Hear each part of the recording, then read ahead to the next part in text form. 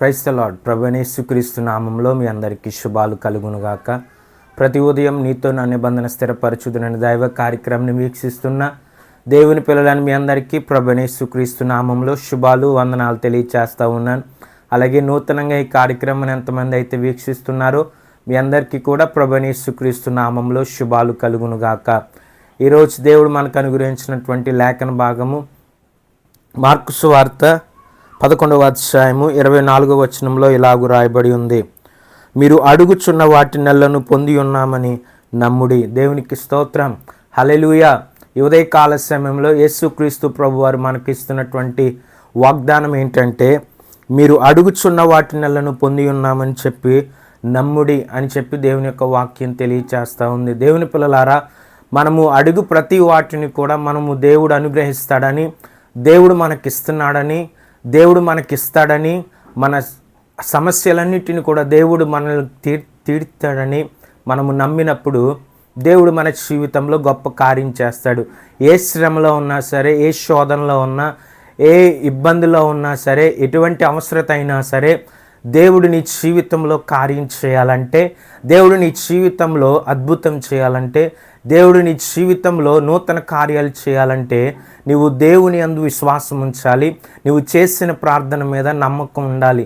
ఎప్పుడైతే నువ్వు అలాగూ విశ్వాసం ఉంచుతావో, అలాగూ నువ్వు చేసిన ప్రార్థన మీద దేవుని యందు నిరీక్షణ కలిగి ఉంటావు, విశ్వాసంతో ఉంటావు, నమ్ముతావు, దేవుడు నీ జీవితంలో గొప్ప కార్యం చేస్తాడు. ఇక్కడ తెలియచేయబడుతున్నటువంటి లేఖన భావాలు మనం చూస్తే కనుక పై వచనాలు మనం చూస్తే, యేసుక్రీస్తు ప్రభువారు సువార్త ప్రకటిస్తున్న దినాల్లో ఆయన యెరూషలేము ప్రాంతానికి బయలుదేరి సువార్త ప్రకటించుకుంటూ ఆయన వస్తూ ఉన్నారు. ఆ వచ్చున్న దినాల్లో ఆయన సువార్త ప్రకటిస్తున్నప్పుడు ఆయన మార్గ మధ్యలో ఆయన ఆకలి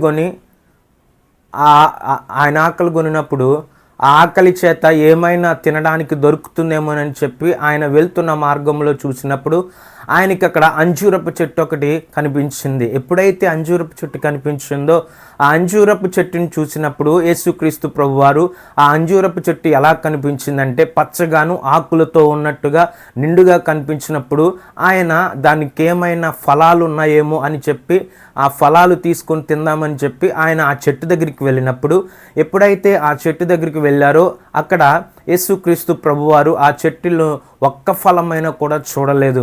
ఎప్పుడైతే అక్కడ ఒక్క ఫలము కూడా ఆ చెట్టుకు కాయకపోవడం చూసి యేసయ్య ఆకలితో ఉన్నారేమో, చాలా బాధతో ఇంకా ఆ చెట్టు మీద ఆయన అన్నారు, నువ్వు ఎన్నటికీ కూడా కాపు కాయకుందువుగా కానీ దాన్ని శపించారు. ఆ శిష్యులు అది చూసి తర్వాత మరలా ఉదయాకాలానికి వారు మరలా ఆ దారిన పోతున్నప్పుడు, ఆయన సువార్త ప్రకటించుకుంటూ వెళ్తూ ఉన్నప్పుడు అదే దారిన మరలా ఆ చెట్టును చూసిన పేతురు చూచాడు. ఎప్పుడైతే పేతురు ఆ అంజూరపు చెట్టుని చూచాడో వేర్లతో సహా అది ఎండిపోయినట్లుగా పేతురు గమనించాడు. అప్పుడు పేతురు అంటున్నాడు, బోధకుడా, ఇదిగో నీవు శపించినటువంటి ఈ యొక్క అంజూరపు చెట్టు ఎలాగూ ఎండిపోయిందో చూడమన్నప్పుడు యేసుక్రీస్తు ప్రభువారు అంటున్నారు, ఈ కొండను చూచి ఎత్తబడి నీవు సముద్రంలో పడద్రోయబడదు అని చెప్పిన ఎడల మనస్సులో సందేహింపక తాను చెప్పినది జరుగునని నమ్మిన ఎడల వాడు చెప్పినది జరుగునని మీతో నిశ్చయంగా చెప్తున్నానని చెప్పి యేసుక్రీస్తు ప్రభువారు చెప్తా ఉన్నారు. పేతురుతో అంటున్నాడు, పేతురు అక్కడ ఉన్నటువంటి జనసమూహంతో అంటున్నారు, ఎప్పుడైతే మీరు సందేహింపకుండగా ఈ కొండను చూసి నీవు సముద్రంలో ఎత్తబడి పడవేయబడదు అని చెప్పి మీరు మనస్సులో సందేహింపగా అడుగుతారో అది వెంటనే సముద్రంలో పడవేయబడుతుందని చెప్పి అక్కడ యేసుక్రీస్తు ప్రభువారు చెప్పారు. సందేహించువాడు ఎప్పుడైతే మనము అడుగుతున్నటువంటి దేవుని సన్నిధిలో మనం ప్రార్థన చేస్తున్నప్పుడు అది దేవుడు మనకు అనుగ్రహిస్తాడని నమ్మాలని చెప్పి దేవుడు తెలియచేస్తూ ఉన్నాడు. ఎప్పుడు కూడా అవిశ్వాసం అనేటువంటిది మన జీవితంలోనికి రాకూడదు. అవిశ్వాసం మన జీవితంలోనికి వచ్చినప్పుడు మనము దేవుని దగ్గర నుంచి ఏది కూడా పొందుకోలేము. ఒకానొక దినాన్న యేసుక్రీస్తు ప్రభువారు ఆయన శిష్యులు వారు సముద్రం మీద ప్రయాణం చేస్తున్నప్పుడు యేసుక్రీస్తు ప్రభువారు ఆయన ప్రార్థన చేసుకుంటూ మీరు ముందు వెళ్ళండి, నేను తర్వాత వస్తానని చెప్పినప్పుడు వారు సముద్రం మీద ప్రయాణం చేస్తూ ఉన్నప్పుడు ఎప్పుడైతే మధ్యరాత్రి యేసుక్రీస్తు ప్రభువారు ఆయన సముద్రం మీద నడుస్తూ ఉన్నాడు, వాళ్ళందరూ కూడా శిష్యులందరూ కూడా ధోనిలో ఉండి భూతం అని భయపడుతున్నప్పుడు యేసుక్రీస్తు ప్రభువారు అన్నారు, నేనే భయపడకుడి అని చెప్పినప్పుడు పేతురు, నీవే అయితే ప్రభువా నీళ్ళ మీద నడిచేటట్లుగా నీవు నడుస్తున్నట్లుగా నన్ను కూడా నడిపించమని అడిగాడు పేతురు. అలాగైతే రమ్మన్నప్పుడు పేతురు ఆ నావలోంచి నీటి మీద అడుగు పెట్టినప్పుడు మునిగిపోలేదు. కానీ ఆయన్ని చూస్తూ, యేసుక్రీస్తు ప్రభువారిని చూస్తూ పేతురు ఆ నీళ్ళ మీద నడుస్తూ ఉన్నాడు. నీళ్ళ మీద నడుస్తున్నప్పుడు యేసుక్రీస్తు వైపు చూసినంతసేపు కూడా పేతురు మునిగిపోలేదు. కానీ ఎప్పుడైతే ఆ పక్కకు తిరిగి చూస్తున్నాడు, నడిచేది నేనేనా అని చెప్పి తన వైపు తను చూసుకున్నాడు, పక్క వైపు చూశాడు, వెంటనే మునిగిపోసాగాడు. అక్కడ యేసుక్రీస్తు ప్రభువారితో అంటున్నాడు, ప్రభువా నన్ను రక్షించు అని చెప్పినప్పుడు దేవుడు అతని చేయి పట్టుకొని పేతురుతన్నమాట, ఎందుకు అవిశ్వాసివైతివి అని చెప్పాడు.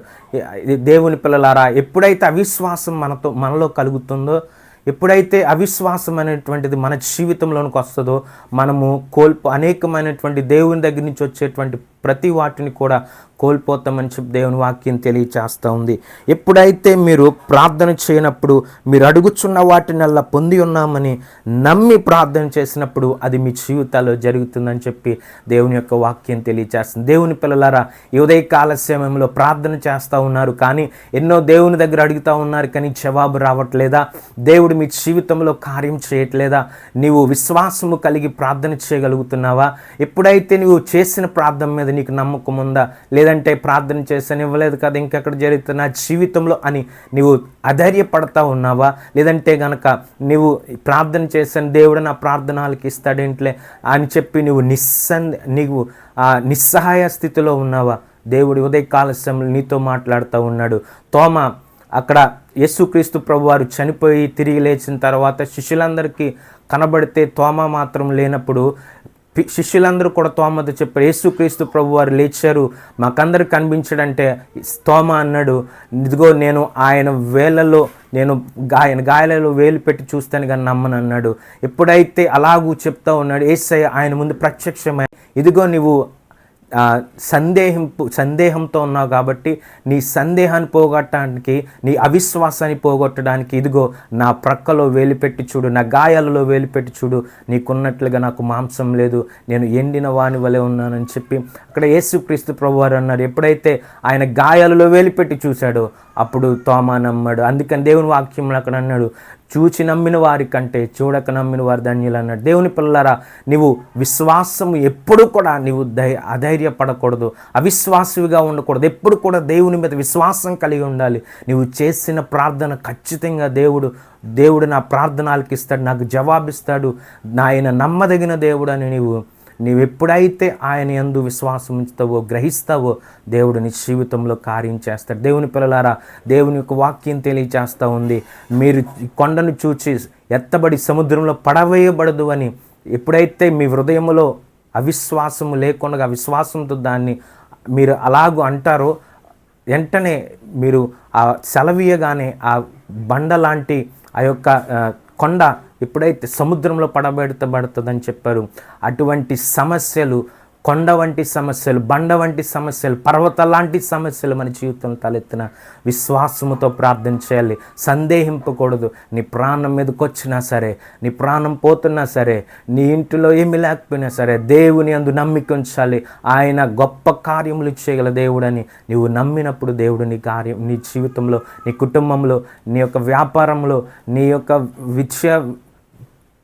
యొక్క ప్రతి సమస్యలో కూడా దేవుడు గొప్ప కార్యం చేస్తాడు. అటువంటి కృప పరిశుద్ధాత్మ దేవుడు మనందరికీ అనుగ్రహించునుగాక. ఆమెన్. ప్రార్థన చేసుకుందాం. మహాపరిశుద్ధుడవు నాయన, మహోన్నతుడ ప్రభువా, సర్వశక్తిమంతుడవు నాయన, సర్వోన్నతుడ ప్రభు, ఉదయకాల సమయంలో ప్రభువా నాయన, మీరు దేన్నైతే అడుగుతారో ప్రభువా నాయన, సందేహింపక అడుగు వాటిని ప్రభువా పొందుకుంటారని వాక్యం తెలియచేస్తున్నావును ప్రభువా. సందేహం పుట్టకుండా ప్రభువా నాయన, నన్ను సన్నిధిలో ప్రభువా ప్రార్థించే కృప దయచేయండి నాయన. ప్రతి వాటిని పొందుకునే భాగ్యం బిడ్డలకు దాన్ని గ్రహించండి. కార్యక్రమం చూస్తున్న ప్రతి బిడ్డను దీవించండి, నీ కృపలో బలపరచండి ప్రభువా. మీరే మహిమ పొందండి ప్రభు. దినమంతా నీ బిడ్డలని సన్నిధులతో ప్రభువా, నీ ప్రయాణాలు తోడుగున్న, వారి పనుల్లో తోడుగున్నాను ప్రభు. వారి అవసరాలు తీర్చండి ప్రభు. అనారోగ్యం బిడ్డలకు మంచి ఆరోగ్యం దయచేయండి ప్రభు. అస్వస్థతలో ఉన్న బిడ్డలకు స్వస్థతను దయచేయండి ప్రభు. యేసయ్య, బిడ్డలకు కావాల్సిన ప్రతి అవసరం తీర్చమని, దోసరాన్ని వారి పరిచయం కుటుంబాన్ని చేతులుగా అప్పగించుకుని దినమంతా సన్నిధి కాపులను ఇచ్చమని యేసునామములో అడిగి ప్రార్థించి వేడుకుంటున్నాం తండ్రి. ఆమేన్. Praise the Lord. దేవుడు మిమ్మల్ని, మీ కుటుంబాలను దీవించి ఆశీర్వదించుగాక. ఆమేన్.